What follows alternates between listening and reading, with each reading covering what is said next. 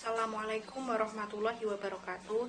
Halo semuanya, perkenalkan nama saya Gelisa Dinasari dari kelas 10 MIPA 3. Tema pembahasan pada video kali ini yaitu mengenai tumbuhan lumut, tumbuhan paku, dan juga tumbuhan tingkat tinggi.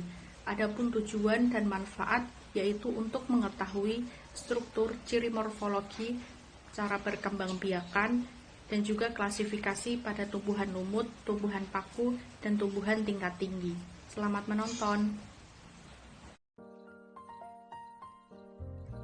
Tumbuhan lumut merupakan sekumpulan tumbuhan kecil yang termasuk ke dalam Bryophyta. Struktur pada tumbuhan lumut, yang pertama pada bagian batang, pada tumbuhan lumut yang tegak, memiliki susunan yang berbeda-beda. Namun, batang dilihat dari penambang pelintang, maka akan terlihat selapis sel kulit. Beberapa selnya memanjang dan membentuk rizoid epidermis. Lapisan kulit dalam tersusun dari beberapa lapisan sel yang dinamai korteks. Silinder pusat terdiri dari sel-sel parenkim yang memanjang untuk mengangkut makanan. Pada bagian daun, biasanya setebal satu lapis sel, kecuali ibu tulang daun. Sel-sel daun kecil, sempit, panjang, dan mengandung kloroplas yang tersusun menyerupai jala. Di antaranya sel-sel mati yang besar dengan penebalan dinding dalamnya berbentuk spiral. Sel-sel mati ini berguna untuk tempat persediaan air dan cadangan makanan. Pada ujung batang, adanya titik tumbuh dengan sel pemula di ujungnya. Sel pemula tersebut umumnya berbentuk bintang 4 dan membentuk sel-sel baru ketiga arah menurut sisinya. Ukuran terbatas mungkin dikarenakan tidak adanya sel berdinding sekunder yang berfungsi sebagai penahan seperti pada tumbuhan berpembuluh. Pada bagian rizoid atau rambut akar, berfungsi sebagai akar untuk mengikat ke tempat pertumbuhan dan menyerap makanan. Rizoid terdiri dari serangkaian sel yang terkadang memanjang dengan sekat yang tidak sempurna. Ciri-ciri tumbuhan lumut 1. Sel-sel penyusun tubuhnya mempunyai dinding sel yang tersusun atas selulosa. 2. Multiseluler. 3. Tidak memiliki pembuluh seperti xilem dan floem. 4. Air masuk dalam tubuh lumut secara imbibisi, sementara hasil fotosintesis didistribusikan secara difusi, daya kapilaritas, dan dengan aliran sitoplasma. 5. Habitatnya berada pada tempat lembab. 6. Memiliki klorofil sehingga dapat melakukan fotosintesis. 7. Mengalami metagenesis. Siklus hidup tumbuhan lumut bersifat metagenesis, sebab bergantian antara reproduksi seksual dan aseksual. Pada tumbuhan lumut, seperti lumut daun, spora tumbuh menjadi protonema. Protonema tumbuh menjadi tumbuhan lumut. Tumbuhan lumut akan menghasilkan antheridium atau alat perkembangbiakan jantan dan archegonium atau alat perkembangbiakan betina. Organ ini bisa berada dalam satu tumbuhan atau berumah satu, atau bisa juga berada pada tumbuhan yang berbeda atau berumah dua. Antheridium akan menghasilkan sperma, dan archegonium akan menghasilkan ovum atau sel telur. Itulah sebabnya tumbuhan lumut disebut sebagai gametofit atau tumbuhan penghasil gamet. Tumbuhan lumut bersifat haploid. Pertemuan sperma dan ovum akan menghasilkan zigot yang akhirnya berkembang menjadi sporofit atau tumbuhan penghasil spora. Sporofit bersifat diploid. Pada lumut daun, sporofit tetap menempel pada ujung tumbuhan. Pembentukan spora pada sporofit terjadi melalui pembelahan sel induk spora dalam sporangium. Klasifikasi tumbuhan lumut terbagi ke dalam 3 kelompok, yaitu yang pertama lumut daun atau Bryophyta. Lumut daun adalah jenis tumbuhan lumut yang sering dijumpai di daerah yang lembab. Pada umumnya, satu individu lumut daun menghasilkan jenis gamet yang berbeda, sehingga dapat dibedakan mana individu jantan dan mana individu betina. Yang kedua, lumut hati atau Hepaticophyta. Lumut hati merupakan salah satu tumbuhan yang bertalus dan memiliki bentuk tubuh yang berupa lembaran, pipih, serta berlobus. Hepaticophyta ini tidak memiliki bunga, namun dapat memproduksi spora yang dihasilkan dalam bentuk kapsul kecil. Yang ketiga, lumut tanduk atau Anthesceroptophyta.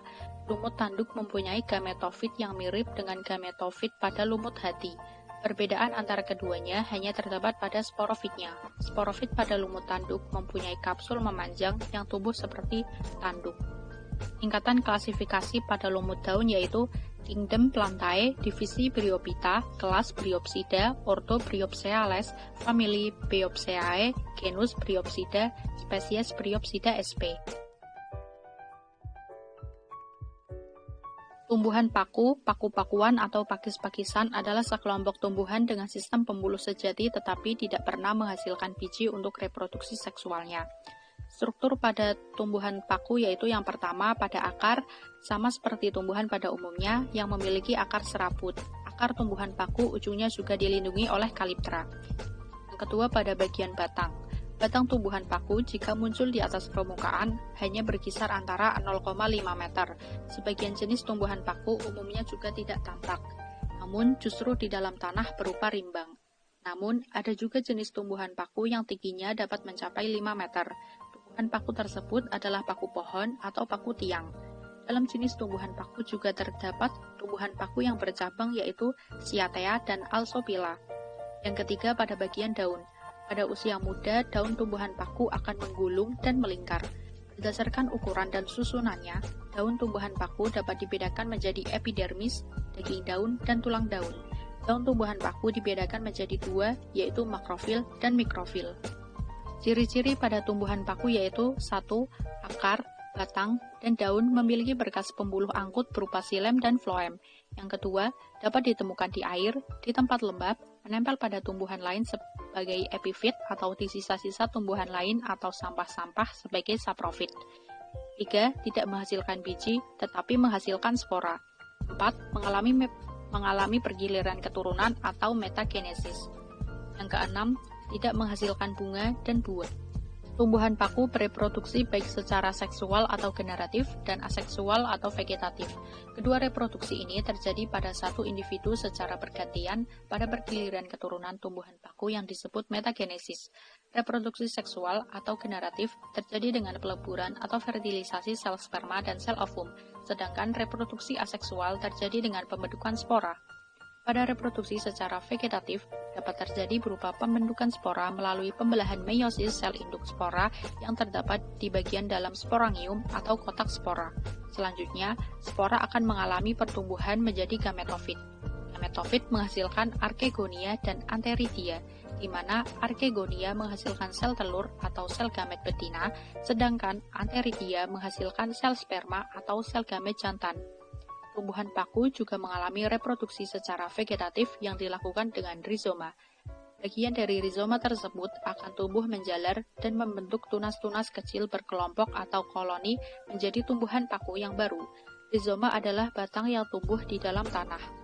Reproduksi generatif paku terjadi melalui fertilisasi antara ovum oleh sperma berflagel dan pada akhirnya akan menghasilkan zigot.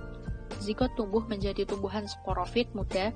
Sporofit muda akan berkembang menjadi sporofit dewasa. Sporofit dewasa menghasilkan banyak sporangium. Sporangium yang sudah matang akan pecah dan menghasilkan spora kembali. Klasifikasi tumbuhan paku terbagi ke dalam 5 kelompok yaitu yang pertama paku purba atau Psilopitinae. Anggota paku purba merupakan paku telanjang atau tidak berdaun atau memiliki daun kecil-kecil atau mikrofil yang belum terdiferensiasi. Kedua, paku rambut atau Lycopodinae. Jenis tumbuhan paku ini daunnya kecil-kecil, tidak bertangkai, dan bertulang satu. Yang ketiga, paku ekor kuda atau Equisetinae. Batangnya bercabang, berkarang, beruas-ruas, dan mengandung zat kersik yang dapat dijadikan bahan penggosok. Contohnya Equisetum. Yang keempat, paku sejati atau Filicinae. Tumbuhan paku ini merupakan kelompok tumbuhan paku yang sering kita jumpai karena sering dijadikan tanaman hias seperti suplir atau Adiantum cuneatum, simbar menjangan atau Platycerium coronatium, dan paku sarang burung atau Asplenium nidum. Yang kelima ada paku air atau Hydropteridales. Paku air merupakan tumbuhan paku yang hidup di air, misalnya Salvinia natans dan Marsilea cerenata atau semanggi. Tingkatan klasifikasi pada tumbuhan paku yaitu Kingdom Plantae, divisi Pteridophyta, kelas Phyllocopsida, ordo Polypodiales, famili Pteridaceae, genus Adiantum, spesies Adiantum sp. Tumbuhan tingkat tinggi merupakan tumbuhan biji. Tumbuhan tingkat tinggi dikatakan sebagai tumbuhan biji sebab jenis tumbuhan ini merupakan jenis tumbuhan yang mempunyai akar, daun sejati, dan juga memiliki batang disertai dengan organ tambahan yang meliputi buah dan juga daun. Contoh dari tumbuhan tingkat tinggi yaitu tumbuhan jambu biji atau Psidium guajava L. Struktur pada tumbuhan jambu biji yang pertama pada bagian batang. Jambu biji bisa memiliki pohon dengan tinggi sekitar 2-10 meter. Karena termasuk tanaman dikotil, jambu biji memiliki batang yang berkayu dan tentunya keras serta kulit batang yang licin dan berwarna coklat kehijauan. Yang kedua, pada bagian daun. Jambu biji memiliki daun yang termasuk ke dalam daun tunggal dan juga termasuk ke dalam jenis daun tidak lengkap karena hanya memiliki tangkai dan helai daun saja atau disebut juga dengan daun bertangkai. Jambu biji memiliki tulang daun yang menyirip karena memiliki tulang punggung yang membentang dari pangkal sampai ke ujung daun. Bagian ujung daun jambu biji berbentuk tumpul dan bagian atas daun jambu biji memiliki warna yang jauh lebih terang dibandingkan dengan bawahnya. Yang ketiga, pada bagian bunga.